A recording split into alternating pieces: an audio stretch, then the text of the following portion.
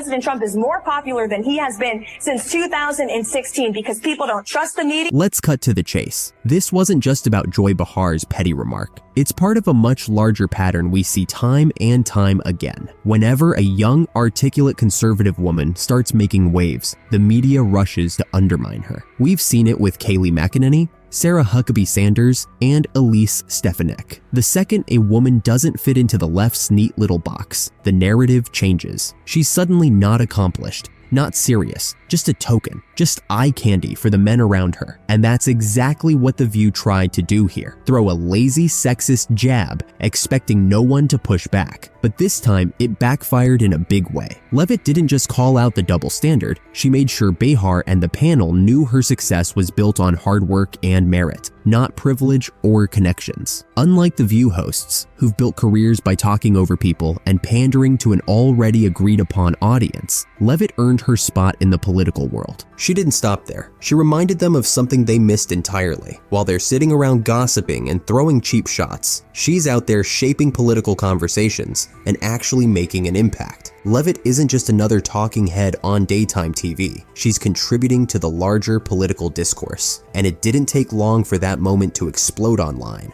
People from all sides of the political spectrum flooded social media, calling out The View for its glaring hypocrisy. Clips of Leavitt shutting down Behar's condescending remarks spread like wildfire, with viewers across the board agreeing that not only was Behar's attack uncalled for, but it was also self-defeating. Even those who didn't align with Leavitt politically had to admit she'd exposed a major flaw in The View's so-called mission to empower women. This moment was a sharp reminder that when it comes to political discourse, The View isn't about lifting women up. It's about silencing the ones they don't like. Because she said something yesterday that really pissed me off. And that was, she said, there will be no wokeness here. Oh, yeah. Let me explain something to you. Because without that wokeness, you might not have that job. Yeah. Because women were not invited to that table. Mm-hmm. Women were not invited to many tables in this nation. The reason we fought and busted our behinds to make sure that you didn't have to worry about this. And now to hear you talk about it and to hear anybody talk about the wokeness was put in place for a reason, because black people couldn't get into colleges. The View loves to talk about empowering strong, independent women, but only if they stay within the show's narrow, left-wing agenda. The second a woman challenges their views, she's reduced to just a pretty face, who doesn't deserve a seat at the table. If that wasn't bad enough for The View, their attempt to take down Leavitt backfired in the most spectacular way. Behar's petty jab wasn't just cruel, it revealed a deep insecurity among the panel. Rather than engage with Leavitt on her political stance, they defaulted to shallow personal attacks, showing they had no real counterpoint to her arguments. Instead of addressing her ideas, they fixated on her appearance, making themselves look weak and petty. It was a textbook case of projection. Rather than acknowledging that a young conservative woman had earned her success through merit, The View tried to spin the narrative to fit their own ideological box. But this time, no one was falling for it. Because women could not get into the colleges they wanted to go to. This is all women. Yeah. See, this is not black, Asian, this is all women. Women were not invited to this party. It was a man's world, and we busted our asses to make sure that this was a person's world. So please stop using that phrase and talking about, because you don't understand what you're saying. Mm-hmm. You're saying about yourself that, you know, hey, that's a terrible thing to be. It's not a terrible thing to be. That's why we fought. That's what we were fighting for, so that you could stand in that podium, so that Catherine Jean-Pierre could stand at that podium. So women of all kinds of colors and ilks, wherever they came from, whatever their belief system was, they had the opportunity to bust down that door. Behind closed doors, sources at ABC are reportedly saying the backlash was worse than they anticipated. Executives, already fed up with the show's constant stream of controversy, are now questioning whether Joy Behar, a longtime fixture on The View, is doing more harm than good. Sure, The View thrives on stirring up drama, but there's a fine line between being provocative and crossing into problematic territory. And this time, the show definitely crossed that line in a way the network can't just ignore. What really turned this into a disaster, though, was how Leavitt responded. She didn't play the victim or whine. She seized the moment to show exactly who she is. She stood her ground, spoke confidently, and proved why she belongs in the political conversation. This wasn't just a win for Leavitt. It was a wake-up call for The View and anyone who underestimates conservative women in politics. The tired narrative they've peddled for years, that these women are unqualified, shallow, or just there to look good, was shattered in a single, unforgettable moment. The View might have thought they were putting Leavitt in her place, but instead, they just amplified her voice louder than ever. I don't understand how you say you love your country at the same time as you normalize this convicted felon, which I can... It's wild how The View went from championing unity and inclusion to taking shots at Carrie Underwood, one of the most respected and talented voices in country music, just because she agreed to perform at the president's inauguration. You'd think someone like Carrie, who's practically America's country music sweetheart, would be applauded for wanting to take part in a historic national event. But instead, the moment she accepted the gig, the backlash exploded. Critics came out in full force, demanding her cancellation and accusing her of supporting a so-called convicted felon. Seriously, people actually ran with that narrative. But how did things escalate so quickly? And why does it feel like Carrie's the only one rising above the noise? Before the drama took over, she was universally adored, a small-town girl with a voice that stole the show on a major singing competition. Let's break down how this all spiraled and why Carrie might just walk away from it all with her head held high. Country superstar Carrie Underwood has spent most of her career avoiding political talk, but she's set to perform at the upcoming inauguration. She said in a statement that she's doing it because the country must come together in the spirit of unity and look to the future. And lots of her fans aren't thrilled about it, but lots of her fans are. So let's put this in perspective here. What do y'all think? I personally hope we're moving beyond the era of politics where we want to cancel people's livelihoods because we don't like their politics. And whether it was the Dixie Chicks for criticizing George Bush, didn't agree with it then, and Carrie Underwood, if you have a problem, you register your complaint by not downloading her songs and not going to her shows. Right. But I also think from a business standpoint, it's not a bad decision for Carrie Underwood. 75 million people voted for Trump. Artists tend to skew left-leaning, so she's overnight going to become an icon of MAGA and the American right. She's probably going to make a lot of money off of it. So I get why she did it. I see.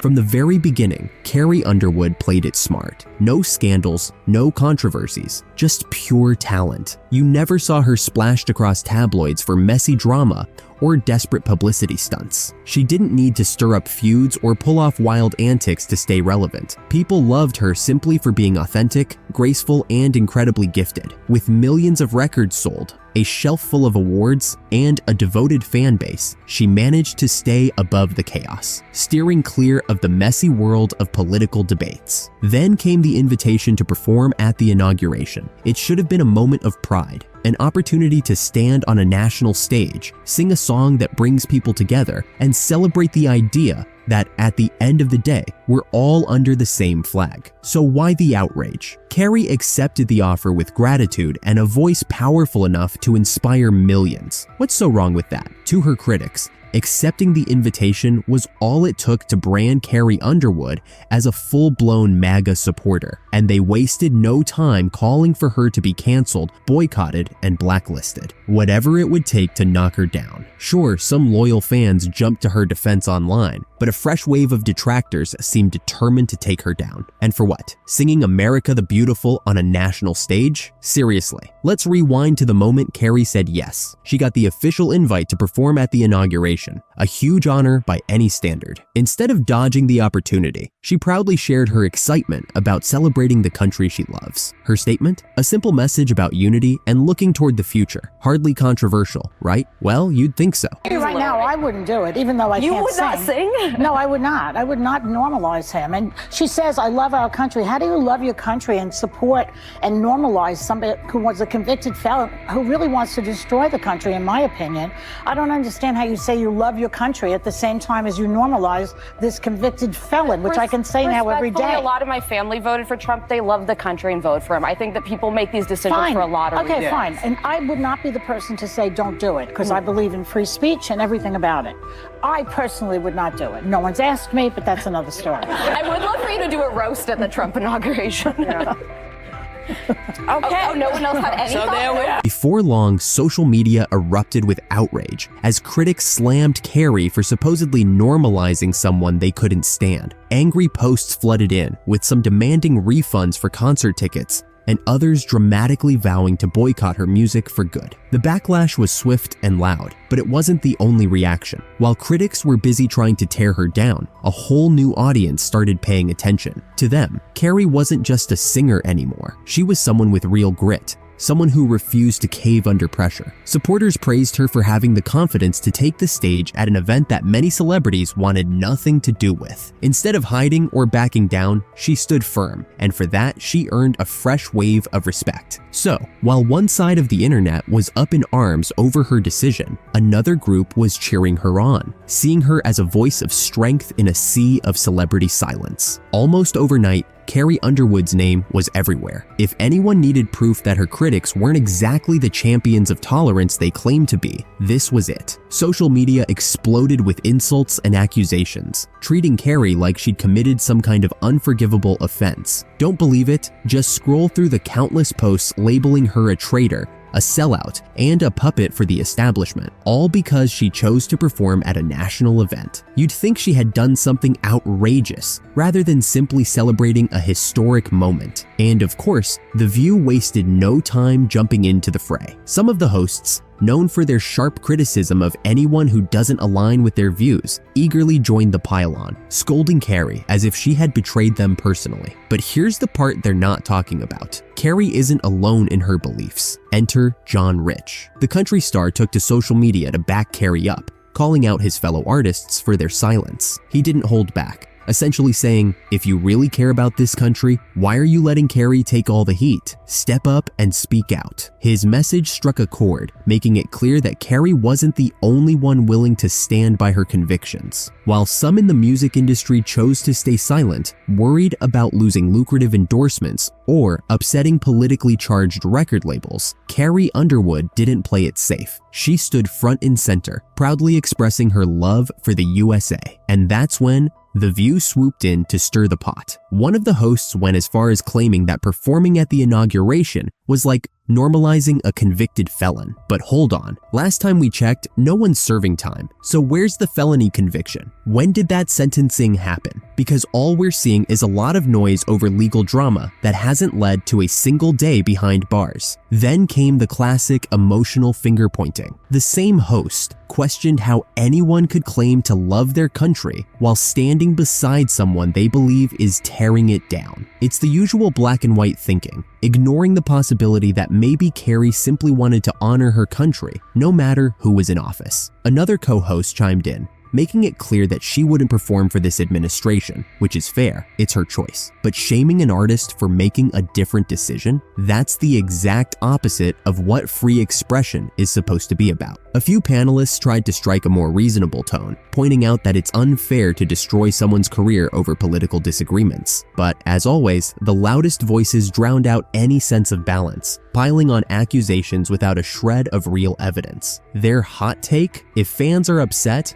they can just stop listening to her music. Because of course, these TV personalities see themselves as the ultimate judges of who should or shouldn't have a career. But did Carrie's decision actually hurt her in the long run? Not even close. She's still winning awards, selling out concerts, and making serious money. The outrage faded as soon as the internet found its next target, but that doesn't erase the way she was dragged through the mud at the time. And if you need proof that it didn't break her, just look at her chart-topping albums and packed venues. The record labels never really turned their backs on her, probably because they know she's a powerhouse who keeps the cash flowing. The fans who chose to walk away in anger have been replaced by a new group of supporters who appreciate Carrie's unapologetic stance. What truly makes her story unique, however, is how it brings attention to the contradictory nature of cancel culture. This isn't just about one person being targeted, it's about how cancel culture often shows itself to be full of hypocrisy. Carrie's journey highlights how quickly people are willing to tear someone down, only to forget about them once the outrage fades, without ever addressing the real issues behind it all. Let's unravel what could easily be Hollywood's most explosive fiasco of 2024. George Clooney, Hollywood's golden boy known for his charisma, sophistication, and status as cinematic royalty, is now caught in the middle of a career meltdown so over the top, it feels ripped straight from one of his own disaster movies. At the core of this mess is a feud so fiery, so public, and so wildly entertaining, it's grabbed the attention of both the industry elite and everyday viewers alike. And the unexpected co-star in this unscripted drama, Bill Maher, the unfiltered host of Real Time, wielding his signature wit like a weapon. But before we unpack this whirlwind of betrayal and scandal, a quick shout out for tuning in, because trust me, this is one wild ride you won't want to miss. Clooney's troubles began with what was supposed to be a straightforward political ad, a nod to his activism, and a move to keep him relevant in today's shifting cultural tides. Instead, the ad was a disaster. It wasn't just criticized, it was utterly shredded. Don't believe me? Let me show you the infamous clip. Buckle up, it's about to get interesting. Come on, boys. Let's make America great again.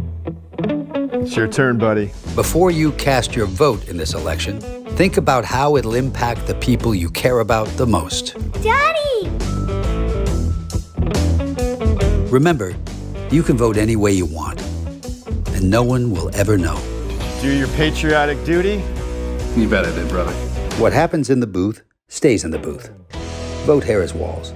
Paid for by Vote Common Good. Critics wasted no time tearing into Clooney, branding him as tone-deaf, insincere, and, above all, guilty of blatant pandering. A slip-up is one thing, but this misstep felt like a complete free-fall down the stairs of public opinion. While Clooney has survived controversies before, the Hollywood landscape has shifted. It's less forgiving now, and backlash spreads like wildfire. For a star with a carefully crafted image to maintain, this wasn't just bad press, it was a full-blown crisis. Determined to take back control of the narrative, Clooney launched a full-scale media offensive to repair his image and win back public support. But this wasn't just your run-of-the-mill PR push, it was a high-stakes, all-or-nothing campaign. At the center of it was a bold strategy, an appearance on Real Time with Bill Maher. The plan was simple. Clooney would walk onto Maher's stage, charm the audience, offer a heartfelt apology, and sprinkle in some exclusive political insights to remind everyone why he was once so admired. However, Bill Maher wasn't exactly rolling out the red carpet. When Clooney's team pitched the idea to Maher's producers, emphasizing how his appearance would draw massive viewership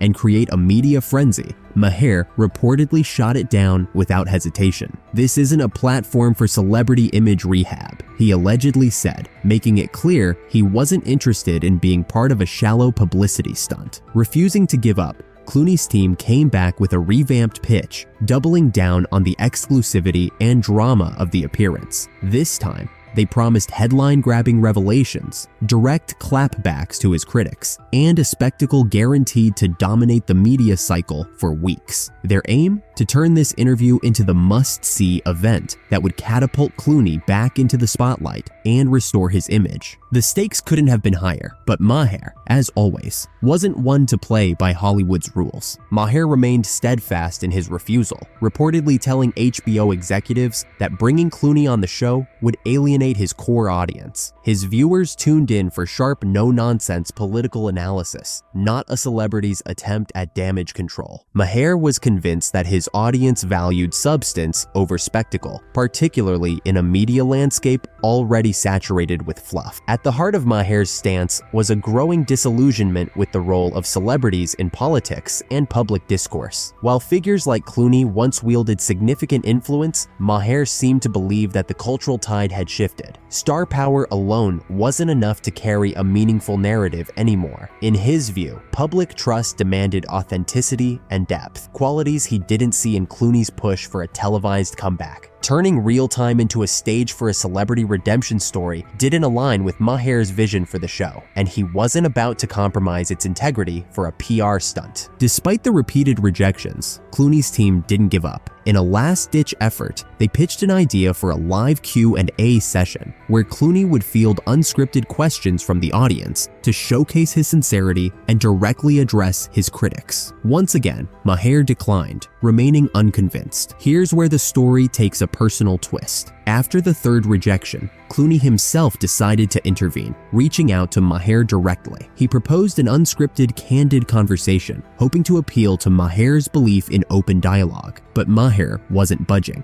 According to sources, he bluntly told Clooney that his show wasn't a platform for celebrity redemption arcs. For Maher, it wasn't just about protecting his ratings, it was about maintaining the show's credibility. This final rejection wasn't just a professional setback for Clooney, it was a deeply personal blow. A Hollywood icon who had spent decades accustomed to doors opening effortlessly with his charm now faced a rare and public refusal. For someone like Clooney, who had long been a darling of both Hollywood and the public, this moment of rejection was an uncharted and humbling experience, one that served as a stark reminder that even stars aren't immune to the shifting tides of public opinion. Behind the scenes, the feud between George Clooney and Bill Maher was intensifying. Maher, never one to mince words, reportedly mocked Clooney's persistent attempts to appear on Real Time during private conversations. According to insiders, Maher allegedly described Clooney's behavior as desperate, likening his repeated pitches to auditioning for a pity party. Though these remarks weren't made publicly, word quickly got back to Clooney, leaving him seething with anger. Maher didn't stop there. During one of his monologues, he took thinly veiled shots at Hollywood elites, ridiculing actors who clung to their fame by pushing political agendas rather than relying on their actual body of work. While he didn't name Clooney outright, the implications were clear to anyone paying attention to the drama. Clooney, however, wasn't about to let Maher have the last word. Frustrated and eager to shift the narrative, his team began pitching him to other platforms, including the Howard Stern Show. But even Stern, known for his unfiltered and edgy interviews, appeared hesitant. Reports suggested that Stern's team was cautious about associating with Clooney, given the actor's spiraling public image and the growing backlash surrounding him.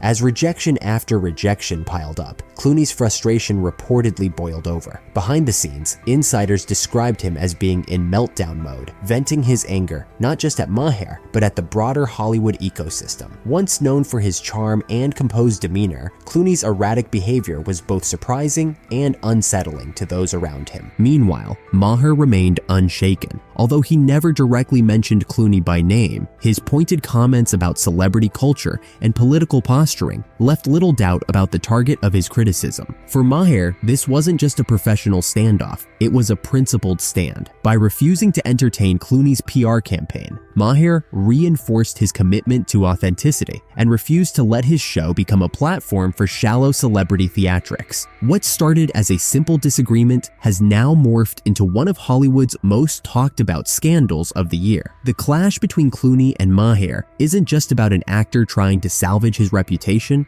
or a talk show host maintaining his integrity. It reflects a broader cultural shift where the public and even the entertainment industry seems increasingly unwilling to give celebrities a free pass. In a world shaped by social media and instant backlash, even the most iconic figures are discovering that reputation, once lost, isn't easily reclaimed. And black people can't afford to indulge rich white people's need to endlessly flagellate themselves. They just want prices to go down and good jobs and the police when you call them.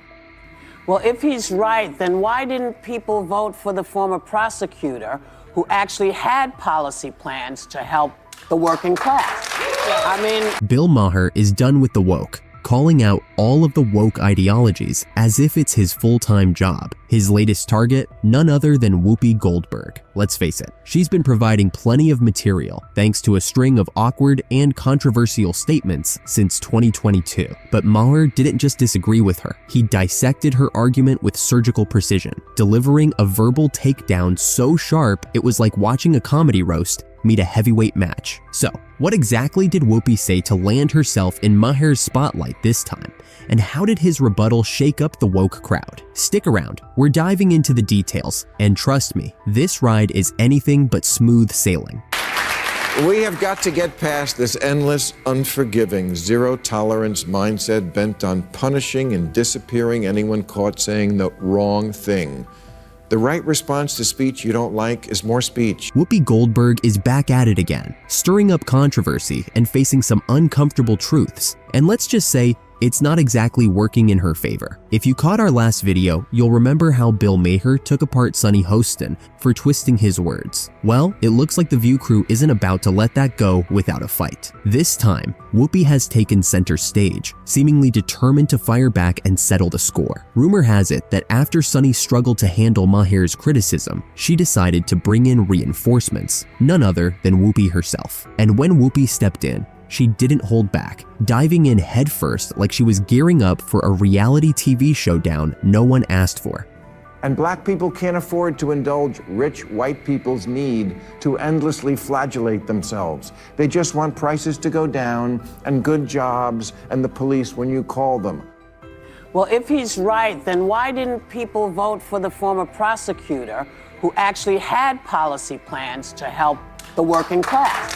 Typical Whoopi Goldberg, flipping through the usual woke strategies like they're straight out of a playbook. Whenever the conversation starts falling apart, her favorite tactic is to build a distraction and go on the offensive. Bill Maher was making a clear and simple point. Black Americans are looking for better jobs, a stronger economy, and effective law enforcement. Pretty straightforward, right? But Whoopi jumped in with a completely off-topic rant about supporting a former prosecutor with ideas for the working class. Does it connect? Not in the slightest. Does it make sense? Not really. It's like she's tossing ideas at the wall, hoping something will stick. Spoiler, it doesn't. And you better believe Maher wasn't going to let that slide. Border Patrol, and let's tear down statues of Lincoln, and get rid of the police.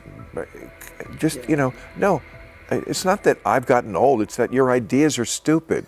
Bill Maher didn't hold back, tearing apart Whoopi's arguments and calling them out for what they were. Pure nonsense. But let's be real, that's pretty much business as usual on The View. The show has become the political talk show equivalent of a car crash. You know it's a mess, but you just can't look away. It's always been known for stirring up controversy, and let's be honest, some seriously questionable takes. But Whoopi Goldberg and Sunny Hostin have cranked the chaos up to a whole new level with their over-the-top commentary. Remember when Charlemagne Tha God showed up as a guest? You could practically see him wondering if he'd stumbled into an alternate reality. This week, All of the criticism is valid because, Democrats stand on this moral high ground all the time. And, they act so self-righteous. The reality is he didn't have to say anything in regards to, whether or not, his son wanted to be pardoned. He could have said, hey, man, I'm not focused on that right now. But here's the backstory. President Joe Biden, the self-proclaimed defender of the no one is above the law mantra, just pardoned his son, Hunter Biden, after, surprise, surprise, he was found guilty of corruption and related offenses. Family values at their finest, right? Not surprisingly, this move has sparked a wave of criticism. How exactly do you reconcile the whole no one is above the law stance when your own son gets a get out of jail free card? It's like saying justice is blind. Unless your last name is Biden. Hunter's guilt was as obvious as a toddler with cookie crumbs all over their face, yet accountability seemed to conveniently slip off the family agenda. That's exactly the point Charlemagne Tha God was making. If the woke crowd insists no one is above the law, then maybe they should stick to their own standards. Seems straightforward enough, doesn't it? Well, Whoopi Goldberg apparently didn't think so. I'm gonna stop you for a second. Uh-oh. Only because you don't know that it was a lie. We don't know why he changed You really think he just changed his mind over Thanksgiving weekend all of a No, sudden? I'm gonna tell you what I think. Okay. I think he changed his mind because he got sick of watching everybody else get over. And here we go again. Another cringeworthy moment courtesy of Whoopi Goldberg. This time, she's out here insisting that President Biden never lied when he claimed no one is above the law. Really, Whoopi? Because there's an overwhelming amount of proof, videos, audio recordings, and maybe even some ancient hieroglyphics, showing he said precisely that. This nation was founded on the principle that there are no kings in America. Each of us is equal before the law. No one is above the law. Seeing Whoopi confidently push such an obvious falsehood is like watching someone argue that water isn't wet while standing in the rain. Her mental acrobatics are so wild, they might just qualify her for the Olympics, though odds are she'd stumble over her own contradictions halfway through. Charlemagne's face said it all, pure disbelief, as Whoopi doubled down on her claims. But she didn't stop there. She actually floated the idea that maybe Biden simply changed his mind because he was fed up with people taking advantage of him. Charlemagne was so caught off guard, he didn't even know how to respond. So I'm just going to follow the straight and narrow always, because that's what's expected of Democrats. But that's their fault. They're the ones that go out there and they stand on this moral high ground. Listen, they don't have to do that. I'm a Democrat. The issue with the woke crowd is that they're quick to call out bad behavior, just as long as it's not coming from one of their own. When it's someone in their inner circle, the outrage suddenly fades into weak excuses or a sudden bout of selective amnesia. Naturally, Whoopi and her co-hosts managed to skate by unchecked with Charlemagne in the hot seat. But once Bill Maher caught wind of the situation, he essentially stepped in with a watch this attitude and unleashed one of the most brutal takedowns we've seen in a while. You love to speak truth to power, and we always should, but you have completely lost the ability to speak truth to... Maher couldn't have made his point any clearer. The woke mob likes to position themselves as the ultimate arbiters of truth and morality, but this time, their double standards were laid bare for all to see. Hunter Biden was guilty, no question about it. But because his father is in the White House, he gets a free pass with no consequences. If this were anyone else, the mob would be demanding blood. But when it's one of their own, suddenly, fairness takes a back seat to blatant favoritism. It's hypocrisy at its finest, and Maher was right to call it exactly what it is, a farce. The real question is, how much longer will Americans stand for this two-faced behavior? This isn't just about Hunter Biden. It's about a system that bends over backward for the powerful while punishing everyone else without hesitation. Maher's takedown wasn't just timely, it was a much-needed wake-up call for anyone still holding on to the illusion that we live in a fair system. If we continue to ignore these double standards, we risk losing sight of any real sense of justice. If you average out the View hosts, among the dumbest people on television. Sonny's dumb. Certainly not the brightest person. And what she just said just doesn't make any sense. It's just like so silly to say. It's not a well thought out. It's like if you had an idea for a premise and it was totally baked. Yeah, there's nothing there. Sunny Hostin has been making waves in the media lately, but not for her usual hot takes on The View. This time, the spotlight isn't on her opinions. It's on her husband, Dr. Emmanuel Hostin. And let's just say the headlines haven't been flattering. Dr. Hostin, an orthopedic surgeon and the head of Hostin Orthopedics and Sports Medicine, is now embroiled in a legal firestorm. The allegations, insurance fraud, illegal kickbacks, and, brace yourself, a massive RICO lawsuit involving a staggering 180 defendants. This isn't just another run-of-the-mill legal battle, it's a high-stakes scandal that's shaping up to be one of the most explosive cases in recent memory. Let's break it down. The RICO Act, short for the Racketeer Influenced and Corrupt Organizations Act, was originally designed to take down crime syndicates and mafia rings. But in a shocking twist, this case isn't about gangsters though. It's about doctors, surgeons, and medical professionals caught in a massive legal scandal. The lawsuit accuses Dr. Hostin and others of orchestrating a scheme to exploit the healthcare system for profit. Allegedly, they accepted under-the-table payments in exchange for performing unnecessary surgeries and padded insurance claims with procedures that may have never even taken place. Picture this: patients going under anesthesia for operations they didn't actually need, insurance companies unknowingly covering the costs, and money flowing behind the scenes like a rigged casino game. Only this time, the stakes are people's health. I want a citizen that has a policy. I mean, I'm not saying that Joe Rogan should be removed from Spotify. He's got 11 million listeners. He's got a $100 million, contract as of 2020. But I do think as the podcast platform, you have to have some sort of guidelines. How about a disclaimer on his podcast that says,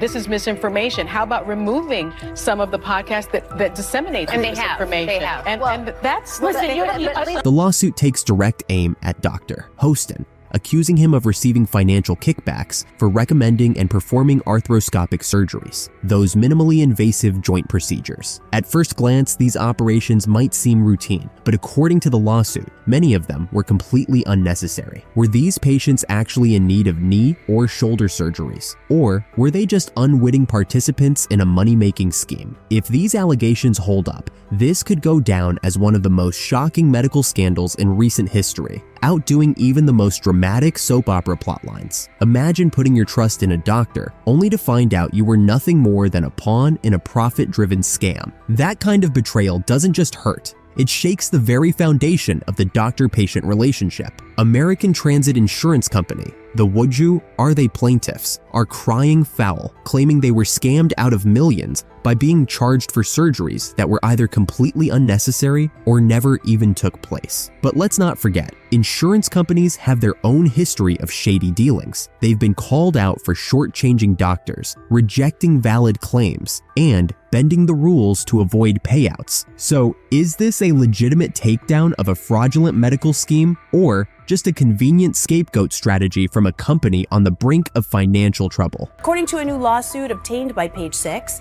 the orthopedic surgeon was one of 200 defendants named in one of the biggest racketeer influence and corrupt organization cases ever filed in New York. Emanuel was accused of federal insurance fraud and, quote, getting kickbacks by performing surgery and billing a company that insured taxi companies. And Dr. Houston's lawyer, Daniel Thwaites, didn't hold back in his defense. He slammed the lawsuit as baseless, accusing ATIC of using it as a desperate attempt to recover their financial losses. Thwaites flipped the script, making Attic the villains in this drama, a classic courtroom move to shift the blame onto the accuser. And as if things weren't heated enough, enter Joe Rogan. The podcast mogul and media critic wasted no time calling out The View for what he saw as blatant hypocrisy. Joe Rogan didn't hold back, pointing out how Sunny Hostin used to throw shade at others, acting as though she had all the medical answers because her husband is a doctor. But here's the twist. While she was playing the role of moral authority, she may have been well aware of her husband's questionable dealings. Rogan's comments raised serious doubts about the sincerity of her outspoken stance on various issues. Rogan's sharp critique adds fuel to an already burning fire, making it clear that hypocrisy in the public eye doesn't go unnoticed, especially when personal ties to a major scandal are involved. This adds another layer to the already complex drama surrounding Sunny Hostin, forcing the public to reconsider her credibility. The question now isn't just about the lawsuit, it's about the truth behind the personas that the public puts their trust in.